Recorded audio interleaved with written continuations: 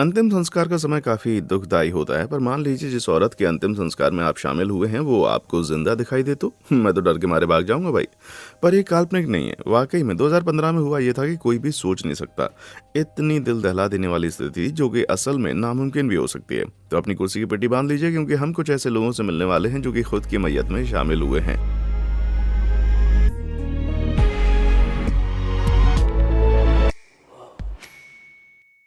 अ vengeful ghost. फरवरी 2015 की बात है। एक बुरुंडियन महिला जिसका नाम था नोएला रकुंदो, उन्होंने अपनी आखिरी सांस ली। एक प्यारी बीवी और 8 बच्चों की मां कई सालों पहले ऑस्ट्रेलिया शिफ्ट हो गई थी, पर वो बुरुंडी अपनी सौतेली मां के अंतिम संस्कार के लिए जा रही थी। तभी वो एक बुरे हादसे का शिकार हुई। उनके ऑस्ट्रेलिया के घर परिवार और दोस्तों ने मान लिया था कि वो उन्हें कभी नहीं देख पाएंगे। उनके खुद की मैयत की तैयारी कर ली गई थी और कुछ दिनों के बाद विधि भी हुई। शाम के वक्त 7:30 बज चुके थे। नोएला के पति ब्लेंगा ने आखिरी शुभ चिंतक को अलविदा कहकर अपने रास्ते पर भेज दिया। तब उन्हें उनकी जिंदगी का सबसे बड़ा झटका मिला। उसने देखा नोएला खड़ी थी, खून के आंसू टपक रहे थे ब्लेंगा के चेहरे से। पर नोएला ने बस मुस्कुराया और कहा, सरप्राइज। तो असल में हुआ क्या था? क्या नोएला वापस से जिंदा हो गई? खैर, ये पता करने के लिए हमें ये जानना जरूरी है कि कुछ दिन पहले क्या हुआ था। उसी शाम नोएला की सौतेली माँ का अंतिम संस्कार 17 फरवरी को हुआ था। ताकि हारी और भावुक नोएला खुली हवा लेने के लिए बाहर आई। जैसे ही वो बाहर आई, उन्होंने अपने एक आदमी को अपनी ओर गन लाते हुए देखा। डरी हुई नोएला ने हवा में दोनों हाथ खड़े किए, उन्हें ढकेल कर कार में डाला और 2 आदमियों के बीच में बैठा दिया गया। उन्होंने उनकी आंखों को कपड़े से बांध दिया और कार चालू करके वहां से रवाना हो गए। कुछ समय के बाद उन्होंने देखा कि वो अब अपनी जगह से हिल सकती है। उन्होंने हाथ खोले, कपड़ा निकाला, देखा तो पता चला कि वो गोदाम में कुर्सी से बंधी हुई है।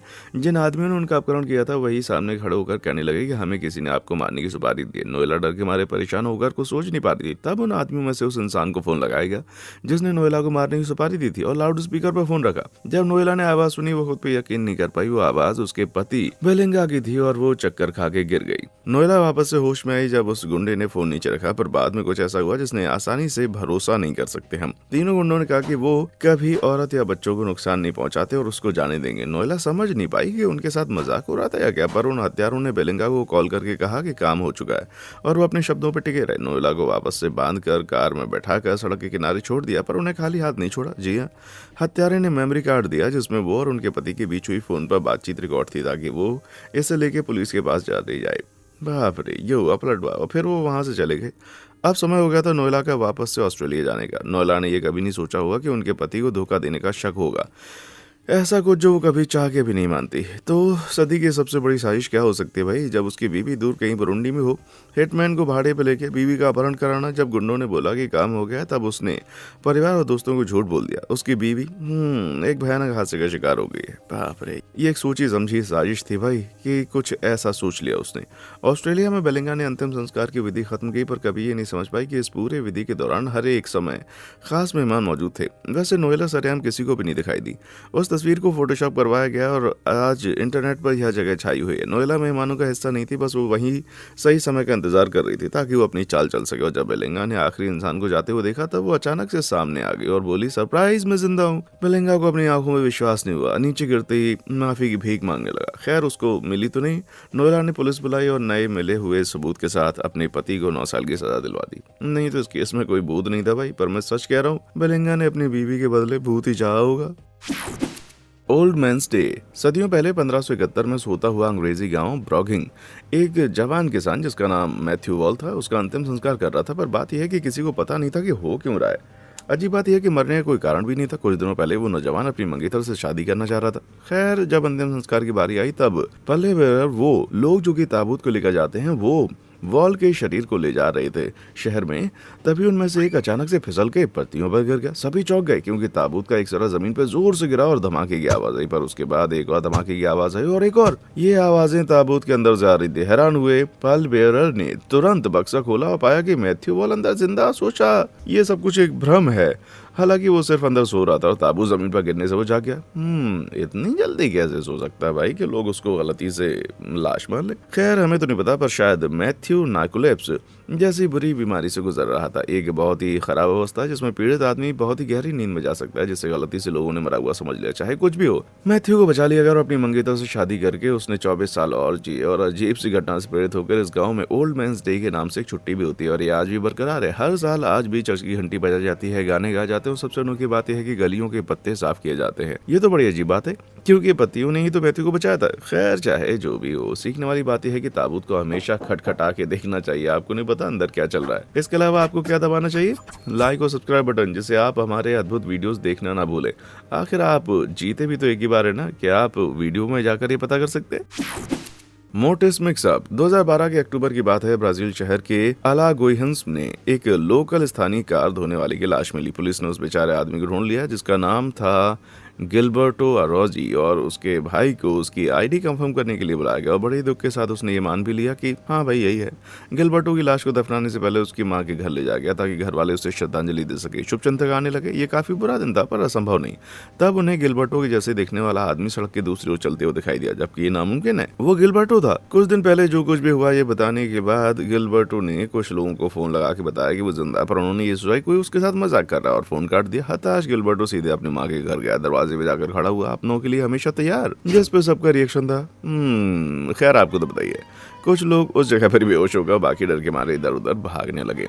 इतना शोरगुल होने के बाद पुलिस ने वापस से लाश की तलाशी ली और पाया कि ताबूत में उन्होंने गलत आदमी को पहचान लिया। दरअसल वो था गेनिवाल्डो सैंटोस गामा, एक ऐसा आदमी जो कि गिलबर्टो जैसा दिखता था। इतना उबो कि उसने अपने भाई को भी बेवकूफ बना दिया। वाह, और सोने पे सुहागा। गेनिवाल्डो कार धोने का काम भी करता था। तो चांसेस क्या हो सकते हैं? गिलबर्टो के परिवार के लिए खुशी का समय था। मैं मदद तो नहीं कर सकता पर बहुत ही खराब महसूस कर रहा हूँ बेचारे गेनिवाल्डो के लिए।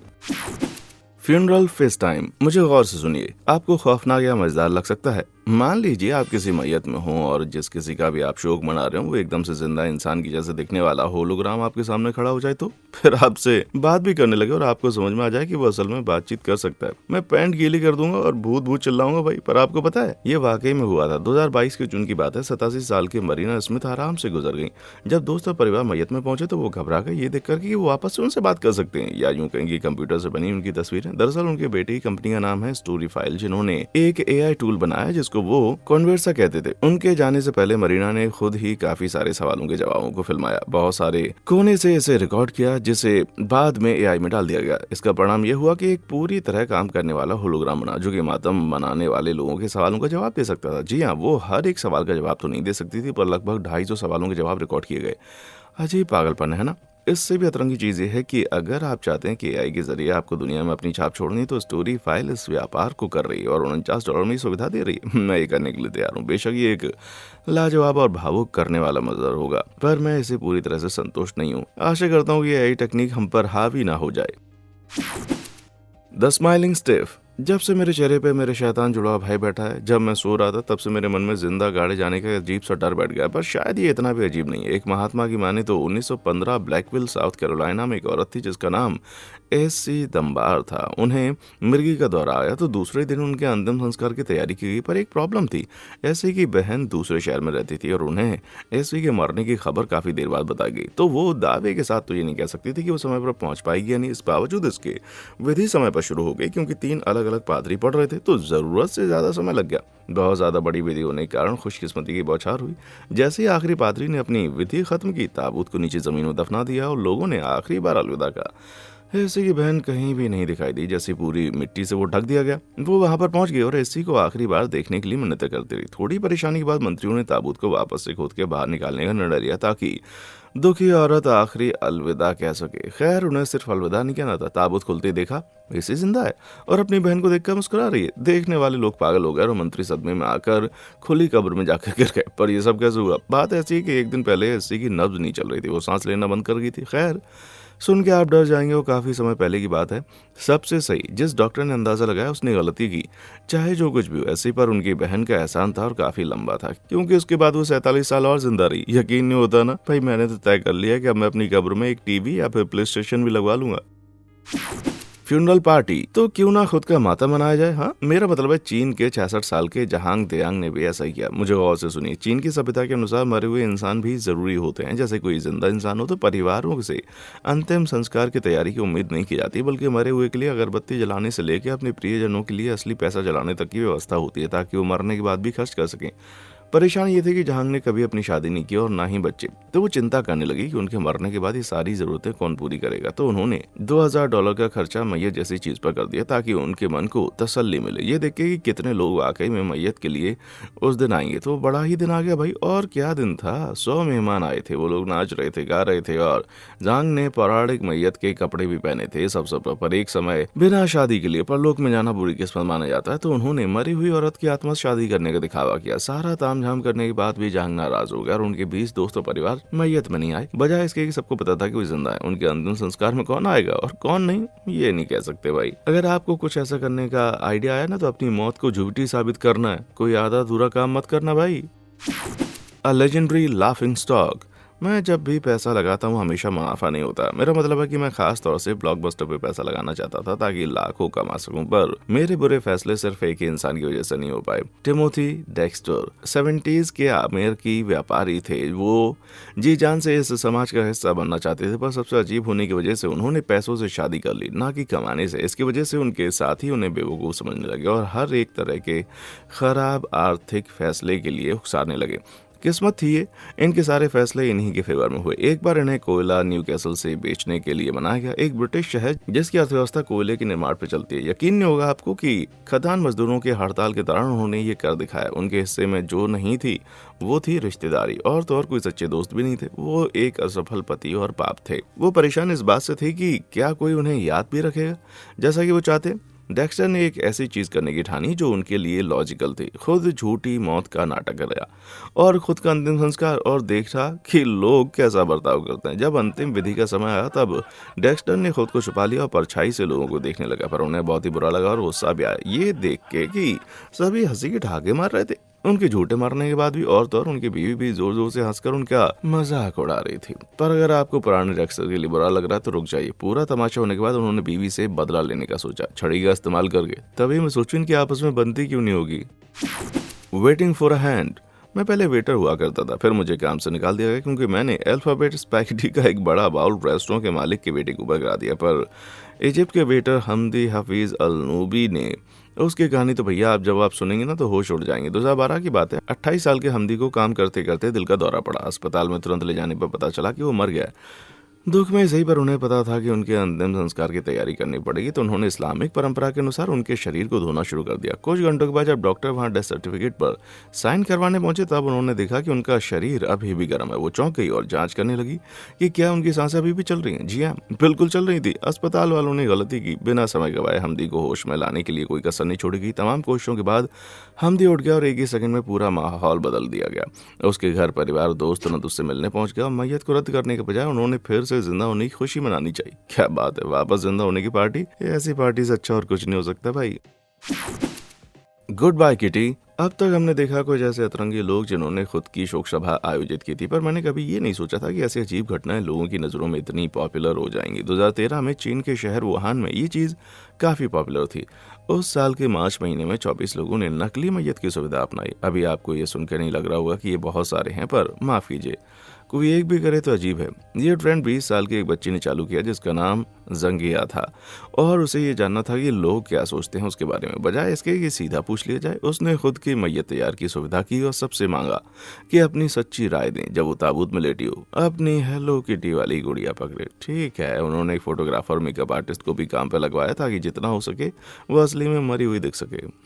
लगता है इन सब में जो चीज दफनाई गई वो एक लॉजिक था। पर जेंग को ये अनुभव काफी पसंद आया। उसके 20 क्लासमेट्स शामिल हुए और हर एक ने बारी बारी से जेंग को लेकर अपने विचार साझा किए, जिसे सुन के उसे खुद के बारे में बेहतर समझ मिली। मैं नहीं मानता।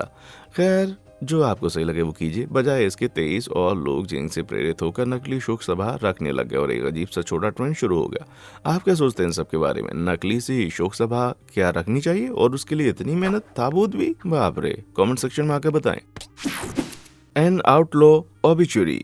क्या आपको पता है कि लड़कियां मुझे दिलों का चोर कहती हैं? शायद से मेरा अच्छा बिगड़ सा देखने वाला चेहरा।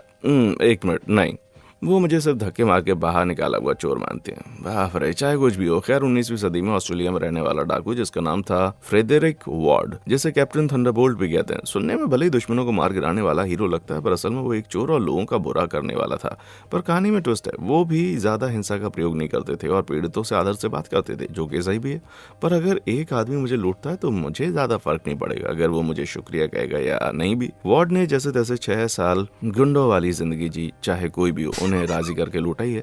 तब तक जब तक कि चीजें एकदम से रुक नहीं गई। 1870 में एक पुलिस हवलदार ने उसे ढूंढ निकाला। बिना किसी झड़क के अफसर ने सरेआम कैप्टन थंडरबोल्ट पे गोली चला दी। तब भी कैप्टन घोड़े को उल्टा घुमा के भागने लगे और पीछे मुड़ के गोलियां बरसाने लगे। जैसे उन पे बरस रही थी, समय के साथ उनका घोड़ा थक गया और धीमा होने लगा। तभी हवलदार को सही मौका मिला, गोली तान दी। ऐसा लगा मानो एक जमाना खत्म हो गया हो। और रही बात उस गुंडे के मैयत की, तो वहाँ एक रहस्यमय मेहमान मौजूद था। एक लंबी औरत जिसका सर से लेके पांव काले रंग के कपड़े से ढका हुआ था और चेहरा काले रंग के पर्दे से ढका हुआ था। भगवान, अगर मैंने किसी ऐसे इंसान की मैयत में देखा ना, तो मैं माफी मांग लूंगा और वहां से निकल लूंगा। खैर कुछ लोगों का मानना है कि वो अजीब सा इंसान वार्ड था। मान के चलिए शरीफ गुंडे ने पुलिस पे कभी गोली ना चलाई हो, तो उसने एकदम से आखिर समय पे अपने उसूल तो नहीं बदले होंगे। ठीक है, अगर ये सच है तो ताबूत में कौन था? सूत्रों के माने तो उनके चाचा थे, हैरी वार्ड, जिससे ये पता चला कि थंडरबोल्ट मैयत में कैसे पहुंच गया। क्या ये सच हो सकता है या फिर सिर्फ अपनी ही एक मनगढ़ंत कहानी है? कमेंट सेक्शन में आके बताइए। डेथ स्टॉक 38 साल था 1937 का। केव क्रीक नाम का शहर जो कि राउने काउंटी टेनेसी में है और 73 साल के कुंवारे फेलिक्स बुश ब्रेजाले अपनी बढ़ती उम्र का एहसास कर रहे थे। वो ये सोचते थे कि कितनी बुरी बात है, इंसान अपने अंतिम संस्कार को मना भी नहीं सकता। तो फेलिक्स ने अपना निर्णय बनाया, वो अपना अंतिम संस्कार खुद करेंगे और तो और अपनी खुद को ताबूत भी बनाएंगे। हालांकि शायद से उन्होंने अपने सपने में भी नहीं सोचा होगा कि ये इतना भयानक हो जाएगा। वैसे कुछ महीने के बाद फेलिक्स ने ताबूत को बना दिया गया और अपने अंतिम संस्कार की तैयारी कर ली। उनके दोस्त एक लोकल अखबार में थे और उन्होंने सोचा कि ये एक अच्छी कहानी बन सकती है, तो उन्होंने इस अजीब से होने वाली घटना के बारे में छाप दिया। पर दोनों में से किसी को भी ये आने वाले तूफान के बारे में नहीं पता था। दिन ब दिन लोगों में दिलचस्पी जगी और एक समय पे हद पार हो गई। मेहमानों का अंदाजा लगाते हुए बेचने वालों ने खाने पीने का इंतजाम पूरे शहर भर में कर लिया और उनकी बहुत अच्छी कमाई भी हुई। आप यकीन नहीं मानेंगे, 12,000 लोग इस मैयत में आए थे। शांत रहने वाला रावने काउंटी शहर एक बहुत बड़े त्योहार में बदल गया। फेलिक्स साफ सुथरे कपड़े पहने ताबूत वाली गाड़ी में बैठ गया और जैसे वो बाहर निकले, जनता के सामने खड़े हुए उन रॉक स्टार्स जैसे उनका सत्कार हुआ। हजारों लोग उनके ऑटोग्राफ के लिए भीख मांग रहे थे। ये इतना बड़ा था कि उनके पास एक समय में स्थानीय लोकल सैनिकों की मदद लेके उनको निकाला गया और मैयत के मंडप में ले जाया गया। एक बार अंदर जाते ही पादरी ने मंत्र पढ़े, जोरदार भाषण दिया था। फेलिक्स ने घंटों लोगों से हाथ मिलाए और 100 से ज्यादा लोगों के ऑटोग्राफ भी दिए। जैसे ही सब खत्म हुआ, उन्होंने कहा कि आज तक की सबसे बेहतरीन शोक सभा थी, बिल्कुल कोई शक नहीं। और जब वो 5 साल बाद असल में गुजर गए, तब दूसरी शोक सभा आयोजित नहीं की गई उनकी मांग के बाद भी। वैसे देखा जाए तो पहली सभा के बाद आप क्या चाहेंगे कि दूसरी भी सभा हो? Syrian survivor. अगर आप पत्थरों के नीचे रहते हैं तो बात अलग है, पर आपने सीरिया के विश्व युद्ध के बारे में तो सुना ही होगा। बहुत मुश्किल था, पर काफी सारे दल एक दूसरे के लिए लड़े, जिसकी वजह से पूरा देश टुकड़ों में बट गया। 2015 की बात है, जब सरकार ने मिसाइल से दमस्कस मार्केट डिस्ट्रिक्ट पे हवाई हमला किया, जिससे पूरी जगह खंडर बन गई। मोहम्मद रेहान उस जगह पे काफी समय से अटके हुए थे और उनके परिवार ने मान लिया कुछ बहुत ही बुरा है, तो उन्होंने 3 दिन की लंबी शोक सभा आयोजित की। मोहम्मद के परिवार को कुछ भी नहीं पता था कि वो जिंदा है। लगता है उसने सबसे बुरे धमाके को टालने की कोशिश की थी, पर वो भी भारी मलबे के नीचे दब गया, जहाँ पे उसके परिवार ने मातम मनाया। मोहम्मद काफी दिनों से बिना खाना खाने और पानी के अटके रहे। जैसे ही तीसरा दिन हुआ, बहादुर बचाव दल ने जैसे तैसे इस घायल आदमी को मलबे से बाहर निकाल लिया। किस्मत से उनको कुछ भी नहीं हुआ था। मैं सोच भी नहीं सकता कि उन्हें किस तरह की राहत मिली होगी। और सिर्फ राहत तो नहीं मिली थी, जबरदस्त भूख और प्यास को मिटाते ही मोहम्मद अपने घर गए और सीधे अपने अंतिम संस्कार में पहुंचे। सभी सदमे में थे। मोहम्मद को देखती सबके उदास चेहरे खुशी से खिल गए। ओहो, हैप्पी एंडिंग मुझे बहुत अच्छी लगती है भाई।